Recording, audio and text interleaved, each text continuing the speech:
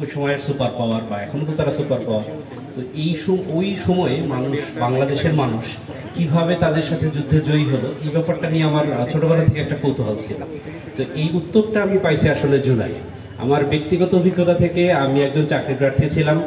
তো প্রত্যেকটা আন্দোলনেই আমি ক্যাম্পাসে অনেকগুলো আন্দোলনে গেছি, কিন্তু কখনো আমি সামনে যাওয়ার সাহস পাইনি। সবসময় পিছনে আন্দোলনের পেছনে থাকতাম, ছবি তুলতাম এরকম।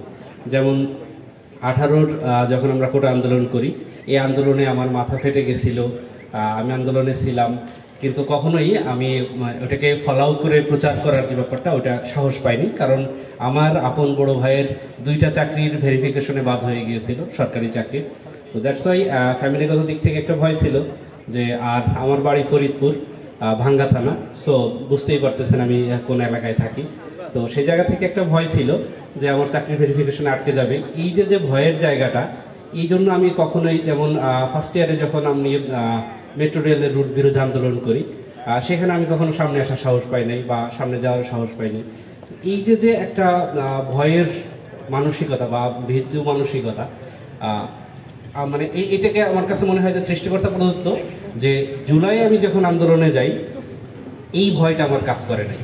শাহবাগে যখন প্রথম যেদিন ব্যারিকেড ভাঙা হয়, আমার মতো এই দুর্বল চিত্তের একটু মোটাসোটা মানুষ, সে পর্যন্ত পুলিশের ব্যারিকেড ভাঙার ফার্স্ট লাইনের একজন ছিলাম। তো এই ব্যাপারটা আমার কাছে মানে আমি এই উত্তরটা আসলে এই সময় পাইছি, 71-এর উত্তরটা, যে কি জন্য এতটা, মানে কিভাবে তাদের মুক্তিযোদ্ধাদের মনে এতটা সাহস ছিল। আমি ওই যে বললাম, আমি তেমন একটা সাহসী মানুষ ছিলাম না, কিন্তু 24-এ আমি যতদিন আন্দোলনে গিয়েছি, যেটা 5 অথবা 6 জন, প্রথম যেদিন আমরা মিছিল করি লাইব্রেরি থেকে, এরপরে 1 জুলাই থেকে শুরু করে 18 জুলাই আমি যেদিন আহত হই, এই প্রত্যেকটা দিনে আমি যখন আন্দোলনে যেতাম, আমার বিন্দুমাত্র ভয় কাজ করতো না। এই ব্যাপারটা মানে আমি ওই যে বললাম 71-এর উত্তরটা আমি এখানে পেয়েছি। 18 তারিখে যেদিন আমি আহত হই, আমরা খেয়াল করতাম, আমরা যে মিছিলটা ছিলাম রামপুরা বাড্ডা অঞ্চলে, ওখানে কয়েকটা সেগমেন্টে ভাগ হয়ে গেছিল পুলিশের মাঝখানে অবস্থানের জন্য। ওরা টার্গেট করে গুলি করতো যে মিছিলের সামনে কে আসে। তো আমি আসলে এখন আমার মাঝে মাঝে অবাক লাগে যে আমি কিভাবে যেন সামনে ছিলাম, এবং ধাওয়া পাল্টাধার, পুলিশের সাথে ধাওয়া পাল্টাধার একটা পর্যায়ে আমার যখন গুলি লাগে, আমার মনে আছে ওরা আমাকে টার্গেট করে গুলি করার কারণ হচ্ছে আমি ওই ঢিল ছোড়ার ক্ষেত্রে, ছোটবেলায় গাছ থেকে আম পাড়ছি তো অনেক, ঢিল ছোড়ার ক্ষেত্রে বেশ দক্ষ।